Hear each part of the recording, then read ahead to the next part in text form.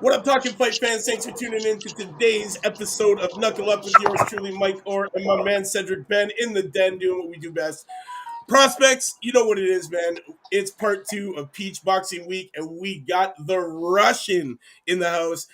Andrei Mikhailovich, welcome. Thank you for taking time out of your busy schedule to come and join us for this wonderful interview today, man.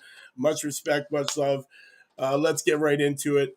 Tell us, how did the journey begin? How did you start boxing? What age were you? How did I start boxing? I started boxing when I was, it's kind of like a hard question because I've always liked fighting. Me and my brother growing up got into lots and lots of fights. I got a twin brother called Nikolai. So we got into lots of fights coming up. And I've always been into it. I like karate and all that kind of stuff. And then I used to always get into lots of fights at school because I just liked fighting and it was a game to me. And then I got to a point where one day I was walking down an alleyway and this bully from another school put a cigarette literally out on my chest and I felt so defenseless. And I was like, well, I'd better start boxing actually and learning how to do it so I can kick his ass and that. And that's how I got into it. So I would have been about 15 when that happened, but I've liked it for a long time. But 15 is when I actually went to a gym for the first time. And I was like, this is what I'm going to do. And I fell in love with it, man, big time. And then you start learning about the greats and understanding who different boxers were. I remember the first fight I watched was Ali versus Fraser 1 because I looked up, because all I knew was Muhammad Ali. So I looked him up and it was the first fight I watched. And I remember thinking, why do these guys hug so much? And I didn't know what it And and I fell in love with it. And then I fell in love with just the whole idea of being a fighter. I mean, I was 15 and I loved boxing so much, I'd fall asleep with boxing gloves on and stuff like that. I'd have to hustle to the gym, bro. I was 15. I had to ride to the gym. I'd have to do anything to get to the gym, bro. And I could only afford to go I could at the start I only went once a week, but I trained 4 or 5 times a day, 4 or 5 times a week at home with a punching bag hung by a tree or up on the deck. And then I could only afford to go 3 times a week, and I had to catch a bus, and it was such a hassle. But I just loved it, bro. I loved being in the gym and that. That's amazing. What was maybe talk about the transition from street fighting to actually in the ring fighting? When you said why these guys hug so much when you got in there and maybe realized takes a little bit more cardio and stuff like that. How talk about I was more of just try and knock them the fuck out, so I didn't really hang around for a long time when I was fighting people. I had the thing is, when I grew up, I had a real gung-ho, didn't give a fuck attitude. That's changed a little bit now because if you look at my hand, I am married and I've got 2 kids in that, so I have to be responsible with my attitude and financially and all that kind of stuff. So you got to be more responsible. Yeah, but when I was a kid, bro, I was loose. I was such a I was the worst thing on earth. I just had such a mean aura about me, and I was so arrogant and just didn't give a fuck, And when I started boxing, to be honest, it wasn't actually that hard of a transition from street fighting, if you want to call it that, to boxing, because me and my brother used to go down to the $2 shop and get these $10 gloves, right? And we would spar 15 rounds in the backyard with no mouth guard. So when I actually walked into a gym and I sparred, I was already prepared. I would watch YouTube, bro. I figured out what a jab was. I figured out what a right hand was. Couldn't hook to save myself, but and I figured out if you feint here and then you hit them here, they're gonna think you're gonna hit them here, but you really didn't. And I figured shit out pretty quickly. And I was a natural. The one thing I was a natural, but I used to always dance around the ring like Muhammad Ali, because he was my first person I really enjoyed. But what they did was I learned how to see and watch punches and that.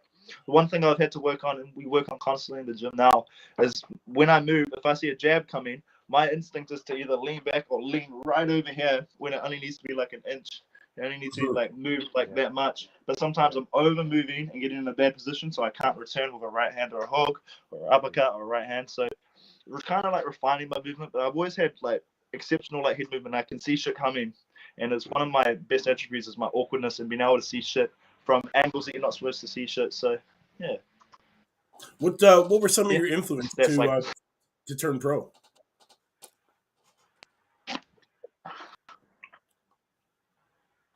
Yo, did you catch that? Yeah. So who were some of your influence to decide to go pro? What helped you make that decision?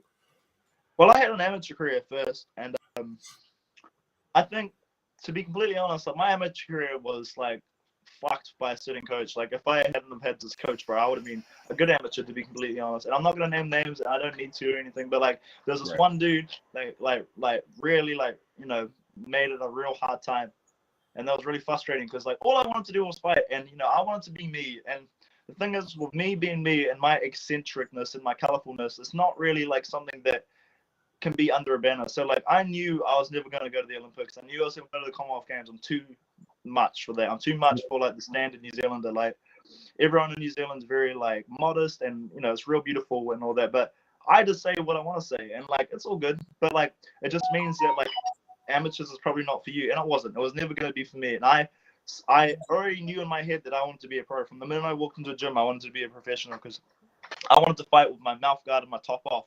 And as an amateur, you're wearing a headgear, you got a singlet on, and you know, it's not. And I didn't really like value it. Now looking back in hindsight, I like, part of me is like, man, I wish I had more of an amateur career because I could fight more often. Now I'm fighting, like, I've had 3 fights this year, which has been extremely lucky, to be honest.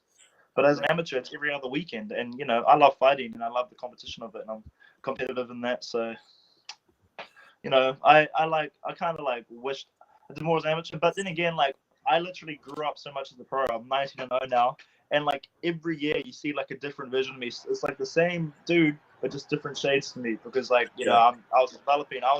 I had literally just turned 20 when I had my first pro fight. And if you're 20, regardless of how mature you are as a 20-year-old, you're only 20. You haven't had enough life experience yet. So it was good. One person that I have got to go, I really value and thank, is Isaac, because like, Isaac let me be me.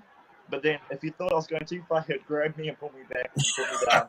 And then, and I needed that, because one thing I didn't have growing up was fear. Like, I was fucking fearless. Like, adults didn't scare me. You could be the most scariest dude in the world, and I wasn't scared. I was like willing to do anything. But as I've gotten older, I know a lot about respect, and I understand, you know, like, time and a place. So, it's good. So Isaac's been a big influence in my life. Definitely. So when did you first meet Isaac, and how did that situation all start, and how did you become? I was one of his pros needed sparring, and I went and seen Isaac. One thing about Isaac is, if you don't know Isaac, he's intimidating as shit. Like, you know, like, nah, trust me. Like, when you see him in real life, he is like pretty like, you know, you're like, oh, that guy can be a mean motherfucker, bro. I didn't know him. So he's probably one of the only dudes that really ever been like, fuck, who's that? And I remember the first time I seen him, bro, and I was like, bro, that dude is like, whoa. And I went up to him and I was like, hey, I heard you need sparring for your pro. And he was like, yep. And then I got his number and I went, and I did pretty good for myself. And then like, they invited me back and I did good for myself again. That was pretty cool, because I remember sparring his pro, and on the edge of the ring, everyone was just watching, and the eyes were all on me and stuff like that. And I knew that I was like, oh, this is interesting. I quite like this. One thing about the gym, I'll tell you what, bro. My amateur career, for the majority of my gym, I was in literally like the women's nationals coach gym. So I was around women all the time, and like to me, I needed to be in a real masculine, strong environment. That's what I needed. That's what I need to, you know, perform. So when I went to that environment, it was so much different to what I knew, bro. I never knew what hard training was till I met Isaac. Like, I remember like the first 2 weeks training with him, I was like, bro, this is way too difficult, bro. I didn't know it was this hard. And yeah, I ended up training with him, and like the amount of work you got to put in and how fit you got to be in that gym, you know, it's crazy, man. But you have to love it, like, first of all. And that's what I tell people that say they want to do boxing. It's like, well, you have to really love this shit, because like the payoff. I've been boxing. I've been doing boxing about 10 years now, and like the payoff is only starting to pay off. Not 10 years, you know. I've been punched in the face, woke up, bled, cried, everything for this shit, you know. Like, it's not like a instant gratification of boxing. It's a long burn, you know. You may be pretty good, but like, I may go to the gym some days and get my ass kicked, and I'm pretty good. Like, Jay may kick my ass, Dave may kick my ass, but then I may kick their ass, and it's just life, and that's how it is, because you're learning, and you're trying to understand shit. So that's a real long-term thing, you know. It's not something that everybody wants to be a fighter till the fighter walks in, bro. Like, you know, That's so true. That's so true. Cedric, you got a question you want to ask him? No, just adding on to what he was saying. Just basically, you know, you literally have to go through the blood, sweat, and tears. It's not just a cool slogan on a T-shirt that people like to wear. You know, in boxing, you really have to go through that to get there. I feel like, this is the issue with like Instagram, like YouTube, Facebook. They see like these training camps and these vlogs or whatever, right, of people training, and they think it's like a real like cool thing. Like they think it's cool, but we're training. I'll tell you what, if you're training hard, it's very unglorified. It's really ugly. It's really dirty. It's really sweaty, and it's real bloody, and it smells, bro. Like your hands smell. You're always smelly. You smell like sweat all the time, and it's and you look like lethargic a lot, and like it's literally the grind, and people are like shocked at how hard like it is. Like last week I did like 11 sessions of training, and for me that's like whatever, like that's just my life. You tell people that, they're like, I think you need a bit of a rest, Andre. And I was like, why? Why do I have a rest, bro? I'm in the middle of training for something. Like I hurt my foot. I get hurt, right? Like I've hurt my elbows before. But last year I had a fight. I couldn't even straighten my arm out, and they're like, "You should probably pull out of this fight." It was like 3 weeks ago. People were saying that to me, and I literally went and put my elbow straight. I was like, "Oh, right, mate." Like, oh my god! Oh. It's literally you have to be tough, bro. And to create toughness, you need to be in a tough environment. You can't be like pussyfooted around. You've got to be in like an environment that's cruel sometimes. I love Isaac with like all my heart. Isaac's my man. Jay, Dave, Bobo, CS, all of them. I love them so much. But like they need to be mean motherfuckers to me sometimes. They need to tell me what's up, and they need to push me. I need to push. First of all, I need to push my fucking self. Fuck everybody else. I gotta want it. Exactly. If I don't want it, there's no point me even showing up. If I go to training with a bad attitude, everybody sees it. If I go and not wanting to be put, everybody sees it. If I go and have a bad sparring session, everybody sees it. And guess what? No matter what way you put it, it shows up on the night. Yeah. In my last fight, I had like a shit last fight. I won and all that, but I just wasn't on. And for a few factors, right? And I knew what those factors are, and it was what it was. I won, and I'm whatever. But I'm not happy with my performance, so that just drives me to be best. I want to be the best, and I want to go fucking to the moon and back, and I want to go beyond, into infinity and beyond, like fucking Buzz Lightyear, right? Yeah. And the only way to do that is by having a great attitude and a lot of self-belief and fucking working your ass off. And yeah, that's it. What's up? What's a day of training look like to you? Like what does it involve? What time does it start? What time do you finish? And what do you do throughout the whole day? So yeah, we'll talk about today. We can talk about yesterday, but yesterday, because today's just started. Yesterday, I got up at 6 o'clock. I went and did a conditioning workout. Got home at about 8:30. Chilled out, did some work because I run my own business and stuff like that as well. Did some business-related stuff, and then I went to training in the afternoon. I leave my house at 4:30, and I generally get home at about 6:37, so a couple of hours in the afternoon. But it's the quality. So you know how this is one thing you always see, right? You'll see a dude go to the gym for like 4 hours, 3 hours, and they're like, "We're on that grind, bro." What the fuck are you doing 4 hours in the gym, bro? What are you doing? Like, what are you doing, bro? Like, for fucking 3 hours, I can guarantee you're looking at your phone and fucking around, bro. Like, you need to be in the gym. When I'm in the gym, my focus needs to be an intense focus for about 45 to an hour. Like, really intense, hard training where I'm completely on the ball. Anything longer than that is just a waste of my time, bro. I need to be incredibly on. And I need to be switched on, and I need to be very specific what I'm doing. So when I get the training, I warm up, put my shirt on, and you ask, what are we doing today? Generally, you may have an idea. Some days you don't have an idea, and that's good. But like, as soon as you say we're doing this and this, that's all I'm worried about. I don't give a fuck about if the world was ending. If the world was ending and they told me I'm running, I'm running. I don't care if the media's coming, dinosaurs coming, bro. I'm running, bro. My job in the gym is to be a fighter. Everything else can get fucked while I'm in the gym, bro. So it's the most important thing in the world, bro. It is, straight up. You guys, like, it sounds funny, but to me, in the gym, I'm a selfish prick. I don't talk to anybody, bro. I try and get as much as I can when I spar. I'm a mean motherfucker. I don't care about anybody, bro. I don't touch gloves. I don't do any of that shit, bro. Inspiring, regardless if you're my best mate or not. Great example was JJ Jerome. Yep. Such a good friend of mine. He's godfather from one of my boys, right? Me and Jay spar and we kill each other. I don't give a fuck about him when I'm sparring him, and he doesn't give a fuck about me. We're trying to hurt each other. Like, go. Well, we're gonna talk to him tomorrow about it. Yeah, no, straight up, and he knows that I'm smaller than him, but I'm in there to like do my job, and my job is to be the meanest motherfucker there is, bro. And to be honest, I'm cruel. I can be a cruel prick, bro. When I fight, I'm cruel. I don't care, bro. Because at the end of the day, the reason I'm doing this is for me and my family. And if you're fucking in my way, boy, I'm gonna fuck you up. Regardless, the next guy I'm fighting, bro.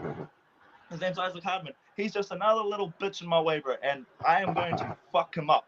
Straight up. That's what I like to hear. That's what I No like to question hear. asked. The rivalry that started. Yes, I There's heard no about that. rivalry. No, there's not a rivalry. Here's Yeah, the that's fuck. it. It's not. There's no rivalry. He just talks a lot of shit, bro, and that's all it. Like, good for him. He's done well for himself by talking shit.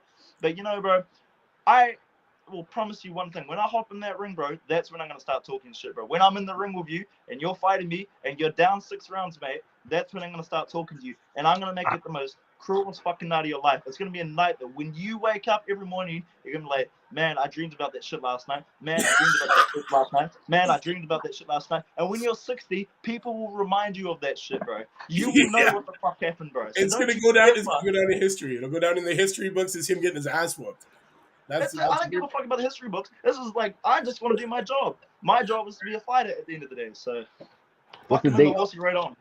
Do you find it hard? Do you find it hard to get fights in New Zealand now that you have? Well, wait, time out. We gotta give the date for this fight. We gotta get the hype, get it so hype. What's the date for this fight? Right. I have like an idea, and it's around the end of October. But I don't even know if I'm allowed to be talking about this fight because it's not my bad. officially announced yet. Oh, okay. I think it's well known in like the Australasian boxing community that this fight's about to happen. So it's kind of like, Yeah. But We'll speak it into existence. Well, it will happen. He can talk as much as he wants, and he can talk his shit. But like at the end of the day, when it's just me and him in the ring, bro, he's gonna see what a real motherfucker is. I'm not even joking, buddy. Like he is yeah, fuck him. End of October. I can't wait, man. I'm super excited. Yes, are you finding it hard to get competition now in New Zealand? Like, are you gonna have to start looking internationally for competition? Because I fought besides my last fight, my last 3 fights have been in Australia, and they've all been like second round knockout, a first round knockout where I threw literally 4 punches and I knocked the dude out, and then my last fight, it was a touch right hand, a jab, and then he touched me and I threw a 1-2. It seemed this dude fucked up. You know what, bro? I'll tell you, when you're fighting someone that's shorter than you, if you have your hands out in front of you and they touch you with their hand, they're in your range. As soon as he touched me, I just went boom in the right hand. The hammer went behind it. Now it's so. No, I fight in Australia. I like fighting in Australia, and I want to go all over the world with my fighting. I don't really care. I like fighting in people's backyards. When I fought in Sydney last year, I walked out to the whole stadium booing me, bro, and they left, and everybody was like, "Can I get a photo?" And it's just like, funny how shit changes, buddy? It's just funny, bro. Is there anybody that you want? Like, who would you want to fight tomorrow if you could? Right now, I'd fight Canelo 100%. Like, you guys be like, oh my god, like you think you can beat him? It's not about beating him. At the end of the day, you know how much experience you get from fighting on a stage like that? Do you know how much like you can learn from fighting someone like that? Regardless of if I can think I can win or not, it's irrelevant. If I go out there and put on a great effort, right, and I do my best and I do what I know I can do, bro, and regardless if I win, I lose, get knocked out, whatever, I don't think any of that would happen. But it's the experience, and these are experiences that I will be able to pass on to my kids at the end of the day. I'm like, hey, I did this, and this is how I experienced it. And then, that just sets you up. If I was to fight Canelo tomorrow, I'm not saying I'd win because he's a fucking gangster fighter, right? And that's fucking fantastic. But it's the experience of a lifetime, and what's the point of life? To have great experiences, right? Like, of course. Imagine just sitting on your phone all day. Imagine just commenting about, oh my god, this kid does this and that, and being a Karen or a Jim or whatever the fuck you are. You know what I mean? Yeah. Life is about experience, and I want to experience everything, bro. Like, if they said, Andrei, you're in the top 15 in the world, you're number 13 of the WBO, Canelo wants to fight you next week, I'll be like, fuck, I gotta lose a bit of weight then. I wouldn't even say no. Like, I would just be like, all right, sweet. Hey, I may lose. Who gives a fuck? If I'm fighting the best and I'm losing to the best, regardless, it doesn't matter because I know I'm fucking doing the best.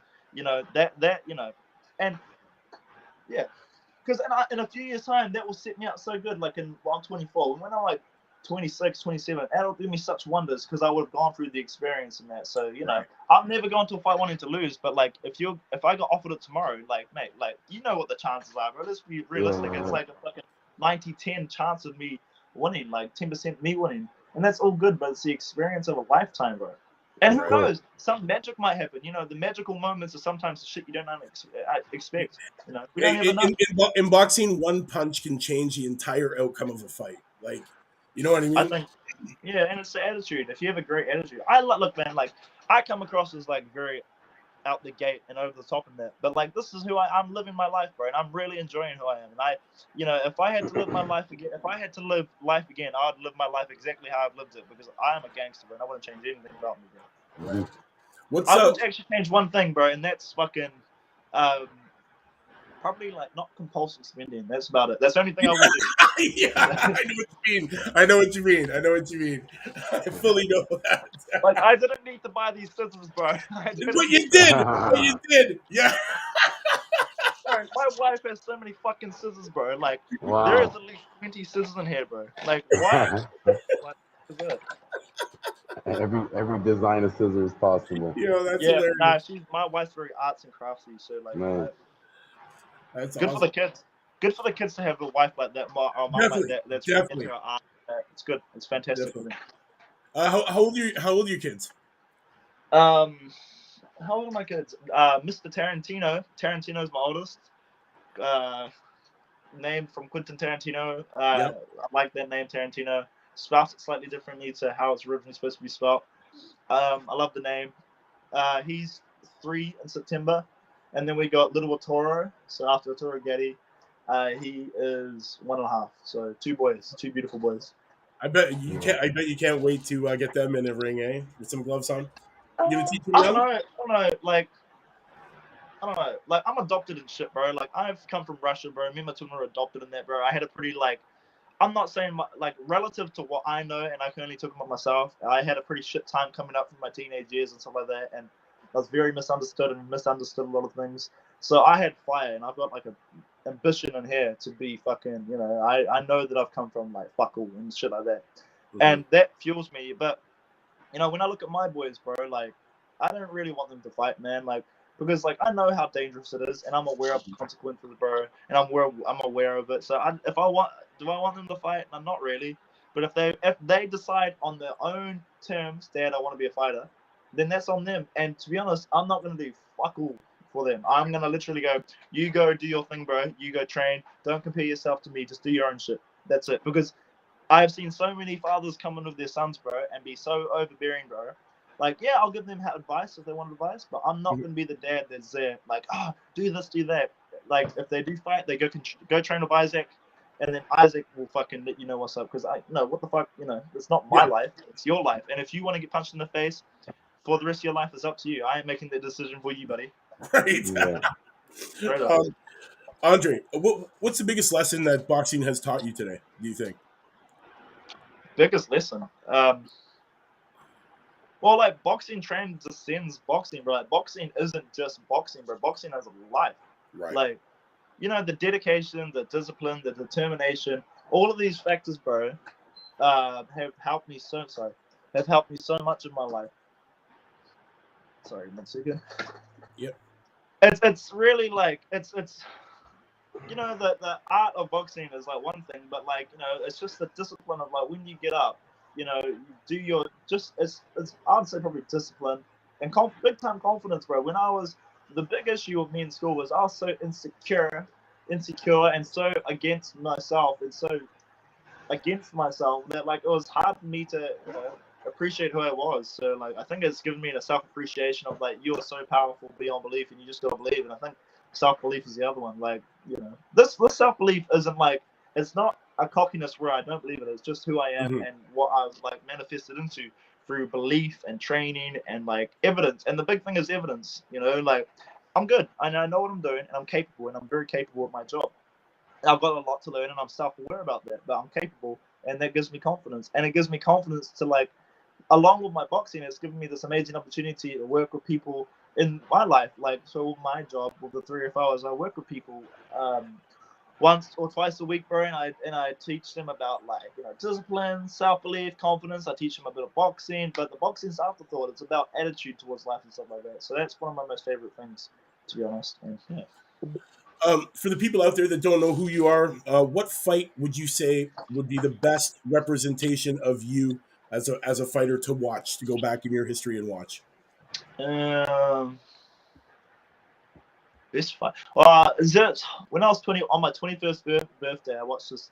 I fought this dude called Adrian Tai here. He was like 17-4 when I fought him, and I was only like 6-0. And everybody thought I was gonna lose to him. And like there was like a poll that went out, and this dude was this big mean motherfucker, like a real good fighter, tough dude, bro. And everyone thought I was gonna get my ass kicked. And I hopped in the ring and I did my job, and I did an amazing job. So, but that one's not really on YouTube or anything. And that's a real hard find. So I think one you could watch on YouTube. Like I've had a few terrible fights. I fought this dude called Marcus Hayward where I just did horrible because I had lost 10 kilos in like 6 weeks, and I was so tired. And I literally had to go to this dark place, bro. That was horrible. My last fight was a real boring fight.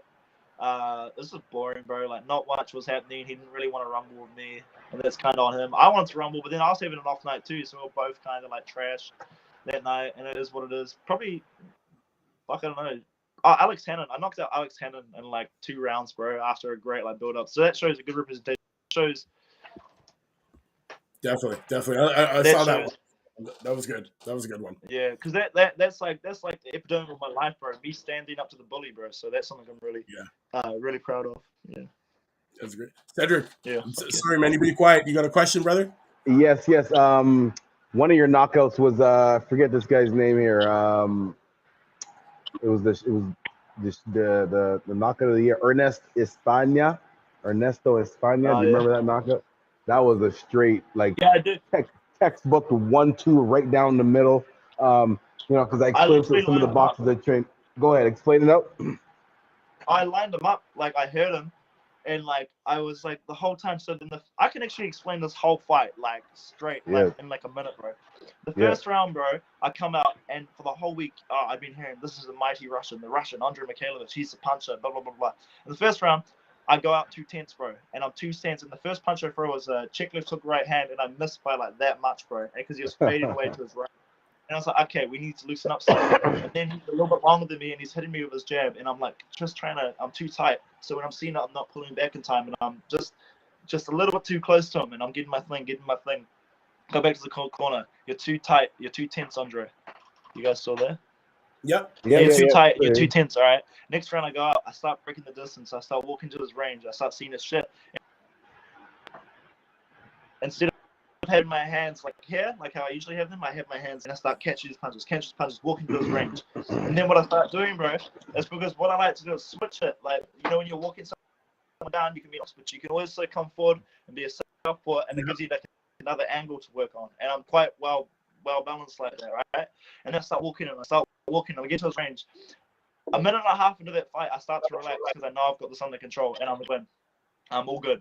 And I start enjoying it. And as soon as I relax, as my shoulders drop and I'm relaxed and I'm just having fun in that, I was good. And then what happens is I hit him with a right hand. It was like behind, and he wobbles, and I'm like, sweet. And I hear Boaz yell, go finish him, Andrei, he's tough. And then all I do is I come in, I go 1, 2, 3, 4, miss. And I was like, okay, we need to calm down. I took a step back. I see him. I see his head. I put my hand out on his head. And I just throw the right hand. Boom. And he looks like he's dropping, so I turn away. And then for a second, I look back, and the motherfucker's still standing. I'm like, the hell's that? Boom. And that was that. As I'm watching the highlight, as I'm watching your highlight of you speaking, everything you're speaking right now, I'm watching on my other laptop right now. That's what happened. Like 2 tenths, and yeah. But it was good. His father was a really good fighter. His father fought Barry McGuigan. His father actually, if you look up Ernesto Espano Senior, he was a good fighter too. He was I think he was like a super featherweight or a featherweight. But he had a lot of heritage. And to be honest, bro, that fight on paper was a real interesting fight because he was what was he? He was 32-3 with 27 knockouts. And I was like, that motherfucker's Venezuelan. And these South Americans are really tough people. They've come, they come from like, this is their meal ticket. This is going to really set them up. So they're coming here with full force. They're not coming here to muck around. They're not going to come to opponents. Hey, he may have been a bit awkward, a bit weird with how he did stuff, but he was doing his best, and that's what you expect. And it makes me happy. That was a good fight, and I'm happy with that. But like, you do something like that, and then 4 weeks later, you have a shit fight. Like it was a quick turnaround, and that was tough on the body, and that because I had 3 back-to-back camps, my kids had left to Vanuatu for 5 weeks, so I hadn't seen them and all that. And I had a few factors that, and I didn't perform my best that night. And, it's funny how you go from the top of the pops where everybody's messaging you and they all love you. You have one bad fight and nobody gives a fuck about you. And it's just funny, bro. How That's that boxing world, right? it's definitely how it is, man. You're only as good as your last fight, is what they say, right? And it's really true. It's like if you're hot, you're on everybody's radar. Everybody's beating down your door to get you a fight. Hey, I want you to fight this person. I want you to fight that person. But the minute you have a bad fight, there's not a phone call coming in at all. They've forgotten about you. It's crazy shit, man. How boxing is. Continuing on that Espana fight, here's a quote. I think this is from his coach or his dad or somebody that said, it looks like in this picture, says, "What a big right hand that was.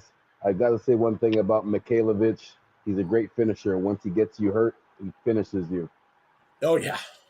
That was from, I don't know if that's that's true. Because, yeah, that's true. You guys would have heard this, like, there's no overtime in boxing, Like, That's regardless if the fight takes this long or that long, I'm still going to get paid the same amount. You know what I mean? Yeah. Like, it doesn't, if I can get you out in one round, and if you've given me the opportunity in one round, and if I've seen the opening and I go for it, and I land a good shot that's like, oh, shit.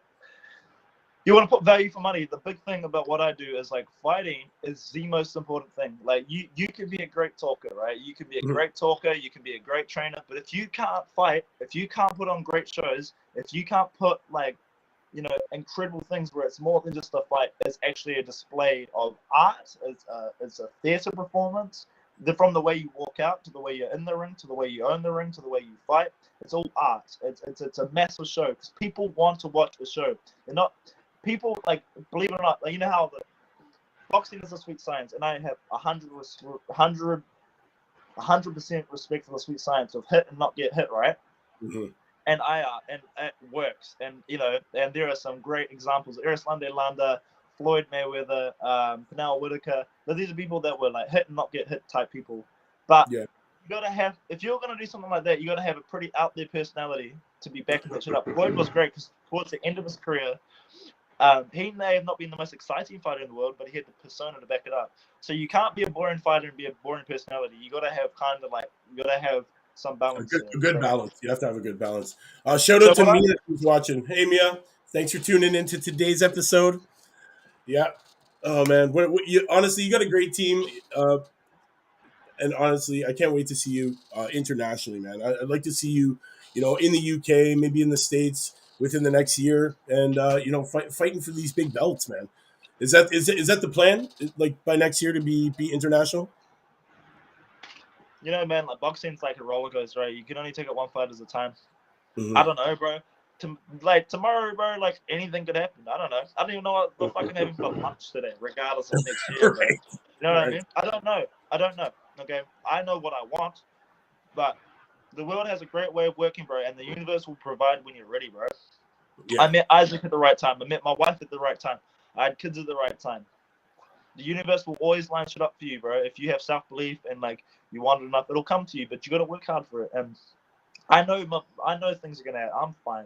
I don't like to have like this mind, that mind. Shit will happen. Like I'm literally a walking show. I literally just walk around and I'm just a fucking actor myself, bro. So like, walk around, you star in your own life, right? The star of the movie in your own life. Yeah, man. From what I understand, I only got one opportunity to be me.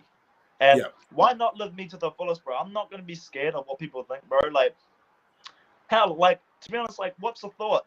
What's an opinion? Like, to be honest, like anybody can have an opinion, bro. My son has an opinion on like what truck he likes. You know what I mean? And he doesn't know fuck. You know what I mean? Right. So like, why should I take on other people's opinions? Like, I don't care, bro. Like, if you don't like me, it's on you. If you love me, I appreciate it. But I don't care, bro. I just want to live life and I want to fight. And I want to put on a great show, and I want to be the only thing I want is to be respected and remembered. And the way I'm going, I'm sure I'll be okay. And at the end of the day, as long as I do a good job, my biggest thing, bro, is like boxing. We're talking about boxing right now, right? And that's fucking fantastic. I love boxing. My biggest thing that I'm most proud of, bro, is that I'm a good dad. There are many men, bro, that are dads, right? But to be a father and to be a good father is something I'm incredibly proud of. I'm 24, bro. I had kids when I was 21, bro. I could have easily said, fuck this shit. I'm not going to be a dad. I got my life to live. But I stood up And to be honest, I'm doing a fucking good job, bro. I have a lot of shit on my plate, bro. Like, I've had to back myself completely, bro, and I'm so proud of that. And I'm proud that I've got 2 boys. You know, I'll tell you something. For 2.5 years, bro, I never saw my kids because I was always working and training. Right. Working and training. I never got to see them, right? And I didn't have a good relationship with my kids. I had this beautiful opportunity to stop work and box essentially full time and run my own business, which is fantastic as well. And now I get to see them, and I got a great relationship with my kids. And I did that because of me. Nobody told me to do that. I did that on my own accord, and I'm more fucking proud of that. That's fucking fantastic. Boxing will be boxing, you know. But like, as a man and as a father, I'm fucking proud. That's what life's about. Is you know, being a good dad, big time. I'm proud of that. Much respect for that. So obviously you whether it's hard or easy, you just make sure to find the time to make sure you balance out between like family time and training time, obviously, right? Yeah, I think sort of like how I work it is like in the morning I'll get up at either 5 or 6 a.m. depending on like what I'm doing, and I'll either do my run or a conditioning exercise. And then when I get home, I'll hang out with the kids for probably like a couple of hours, and then and it depends on like what time I am like training people and like doing my own clients and stuff like that. But then from about 10 till about 2, I'll work, and I'll do like some, I don't know, whether it's this or that, or I'll have a meeting or some stuff. I'll go and do that, and then from 2 till about 4:30, I spend time with the kids. My wife will have a lie down, and then from 4:30 till 6 or 6:30 or 7 sometimes, I'm at training. And then it's from 7 till 9, I'm with the kids. And then from 9 to 11, I'm with my wife. And then it's repeat every day. That's good, man. That's a good way to schedule it out. That way, you know, everybody gets equal parts. You know, balance is. You need to balance life. Yeah, I just think it's important that my kids, you know, like are raised, you know, raised correctly. You know, you can really see like how vital a kid's learning of life is, especially young. The early years, man, they need to be shown life in a certain way, and like, you know, that's something that I think is really important. So in boxing, I always ask everybody this question: do you want to be loved or do you want to be feared? I don't really give a fuck, to be honest, as long as people pay to watch me. Like, I don't care. Like, loved or feared. I want to walk into a room and like people like just are nice to me. I don't like fear. Like, okay, there was a story, a statement I heard once. If your car broke down in the middle of the night and Muhammad Ali pulled up to help change your tire, you'd be pretty excited, right? If Mike Tyson pulled up to help change your tire, you'd be a bit like, oh shit. You know, there's a bit of like a, you know, like, what do you really want, bro? Like, one thing I do not want to come across is like a fuckwit, and like it's hard with me and who I am. There's a very fine line, and I try to use humor. My humor is my icebreaker, and who I am. You can't be like, no, fuck this, fuck that, fuck the world. You have to have like this balance, and I'm still trying to understand that balance and understand what the lines are and stuff like that. But I'm getting there, and it takes development. But I don't really care. Like, some people love me, and some people don't like me, and that's just life. Like, I think fucking some people are great people, and some people I don't like, and that's okay. But my only thing is I'm not gonna like unless it's like a real personal thing and I don't like you, I won't slag people off. I just, you know, try and be respectful. Because like if I wasn't a fighter, bro, like, you know, you gotta respect fighters, bro. Like, fighters should be respected regardless of rank, creed, color, and level. Like, journeymen need to be respected, man. Like, journeymen need to be respected so much. Gatekeepers need to be respected. Champions need to be respected. Boxing is a game of respect, bro, regardless of what way you put it. Definitely. Andrei, do you remember the first time you put somebody to sleep in the ring, and the feeling that came over you? Oh yeah, I would have been first time I put someone to sleep, like out cold. Yeah, would have been my 4th amateur fight. I was fighting this dude, and I hit him with a right hand left hook, and he just dropped. And I was like, I wasn't actually sure what was happening. I was like, I wasn't sure if the fight was going to continue or not. And then my coach called me over to the corner at the time, and he was like, "Man, you got unreal power. That was crazy." And I was like, "What happened?" He was like, "Bro, you just knocked him out." And I was like, "Oh wow." But it's sort of tricky. Like, I don't really care. Like, when you knock someone out, for me, it's just like, I got the job done. Next fight. Right. It's not. I don't really like to get too excited about it or like worry too much, because like people only remember you for the moment, bro. Like, people love to be in the moment. This is boxing. I'll tell you what it is, bro. People forget shit real quickly, bro, in life. You know that, right? If you give someone $100, in 2 weeks' time, they would have forgot that you gave them the $100, bro. So you got to be kind of careful about how you do shit and how you feel about shit, bro. You got to be kind of like unemotional. You can think about it, but don't be emotional about shit. Because like, if you start getting emotional or excited, bro, like it leads to like, you know, like ill feelings and shit. So like, you kind of got to be cool, bro. Like, I've never been knocked out or hurt ever in my life, ever. Like, I think when I was 15, I got dropped with a body shot once, and then I got dropped by a heavyweight with a headshot, but I got straight back up, and that was cool. Yeah. But I've never really been hurt before, like never ever really, and I'm pretty lucky for that. One, I think it's because I put it down to me being Russian. I think that's a big part of it. Yeah. My ego is another thing, bro. Is like, you're not going to hurt me ever in your life. It's impossible. But I'm also understanding that shit can happen, shit can go wrong, and you have to be aware of it. So, you know, I think it's also the fear as well. Like, I don't want to get hurt, so I'm not going to get hurt. So, I don't know. You gotta be cool, bro. Boxing is very respectful, and the thing is, bro, is regardless of if I like you or not, after the fight, I'll be nice. I'm always a sweetheart after the fight. I'll make time for you on that. Even when I fought Alex Hanna, right after the fight, me and him were fine. Before the fight, we may have not liked each other, and it's just respect, bro. Boxing. It's a real respectful sport, and it's a real mano-a-mano sport, and you know it takes a lot of balls to be a fighter. And like anyone, I get excited just watching amateurs with their first fight because I know how scary it is, and I know the anxiousness, and I know the anxieties they feel, man. And it's just like, bro, that's awesome. You're conquering something you're scared of. That's like amazing, bro. I honestly wish, bro, that everybody had to have a fight in their life. That should be like a requirement by law. Yo, that you I believe a fight, bro. Straight up. Just one fight, because then you will know what respect is, bro. Like, if you've never had a fight, right, and you hop into a ring, bro, it changes your life, bro. And it teaches you a lot about, one, how vulnerable you, even with me, I'm like, what, number 30 in the world with the IBF and number 12 with the WBO. Bro, if I go to the wrong place in Auckland, bro, I will get my ass kicked. It teaches you that you're fucking vulnerable, bro. And you gotta be. One thing is, it teaches you about self-awareness and knowing situations and stuff like that. Yes, but exactly. Trust me, when you're a fighter, you have a target on your back, mate. You're not. People respect you, but you're also a target. So that's why I don't drink. I don't drink. I don't smoke. I don't go out.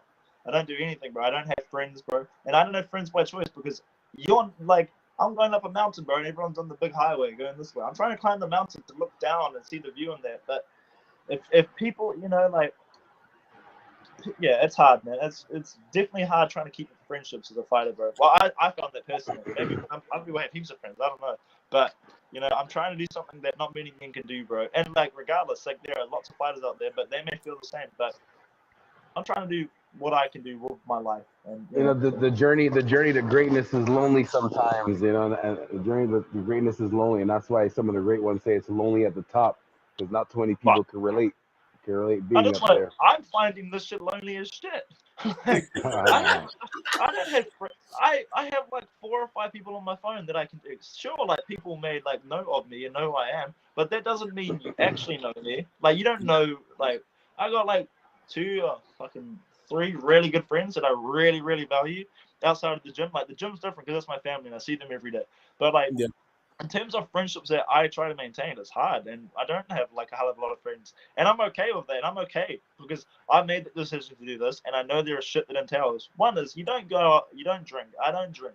That's not what I do. I don't smoke. I don't do any of that shit because I know, you know, you gotta eat good, and it's a life of solitary confinement essentially. You know, like you may see your kids and your wife and that, but like to have, you know. One thing I hope is after my boxing career is that like, you know, the friends that I do have and the friends I do keep, you know, I can value their time a lot more because right now I just can't because I'm trying to do what other people can't. I'm trying to be great here, you know, and that's fine, you know. It takes a lot. So I'm gonna just ask you one more question here. So when you're done and ready to hang it up and just you know, retire from the sport, any plans to teach kids and you know, give forward to what you learned? No, not really boxing. Like when I'm done with boxing, bro, I'm not gonna teach people boxing. Hey, I may joke around and like say, this and that when it comes to boxing, but I'm not gonna. I don't ever think I'll be in a coaching role. That's just not what I want to do. Excellent, Andrei. It's just not what I do. So I think I'll definitely work with like probably youth and stuff like that, and probably talk to people about like ambition and like goal setting and shit like that. That's probably more what I want to do. Bro, to be honest, when I do boxing, bro, when I finish, I want to be a fucking pilot. I want to go fly airplanes. I'm not even gonna lie. I want to go. I've already sussed out my business plan. I literally want to go to Vanuatu, bro. because my wife's from Vanuatu. I want to go to Vanuatu, set up shop there, and I want to fly people around and do tours. I just want to fly around the island and then come back. That's all I want to do with my life, and I want to smoke cigars. That's all I want to do. Yeah, that sounds like a great life, man. Sign me up. That's it. I just want to go live on an island, bro. And the other thing, bro, is like, you know, I'm gonna run for mayor there or some shit, bro, because like, you know, they need like, I'm called an expat in the island. Expat is an expatriate, but like, you know, there needs to be like some order there a little bit. And I think with the way things are governed in Vanuatu at the moment, there needs to be a bit more like community and stuff like that. It's a very beautiful place, bro. I love that place. That's great, man. I love it. Andrei, thank you for coming today, man, and taking time out of your schedule to come and talk to us, man, on this great interview we had. Please give a shout out to anybody and let them know where they can find you on social media if they want to follow you. Shout out. Fuck. Who do I shout out to? I just want to say the Russian. That's all you need to know. You can just look up the Russian or Andrei Mikhailovich, and I'm sure I'll come from somewhere, bro. And my phone number is 022. I'm not giving it to you. Yes! Yes, I love it. I love it. I love it. Andrei, stick around. We're just going to sign off, man. We'll talk to you off camera here. And yes, ladies and gentlemen, boys and girls around the world who love boxing and tuning into today's special episode of Knuckle Up with yours truly, Mike Youure, my man Cedric Benn, and our special guest today, the Russian. That's where you can find him, guys. Look him up on social media. And we will let you know the next time this man's stepping in the ring because you're not going to want to miss the show that he on for us, man. I love it. If you haven't yet, man, hit up talkinfight.com. You know what to do, man. Hit that subscribe. And whatever platform you're on, help us hit to that next level, man. Hit that subscribe button for us. Shout out to Mia, who's in the comments. We'll talk to you on Saturday, Mia. I hope you have time to come and join us for an interview. We definitely love to have you on. We'll see you next time. We'll see you tomorrow with continuation of Peach Boxing. You know what it is, man. It's your man, Mike Youure. Knuckle up. Peace.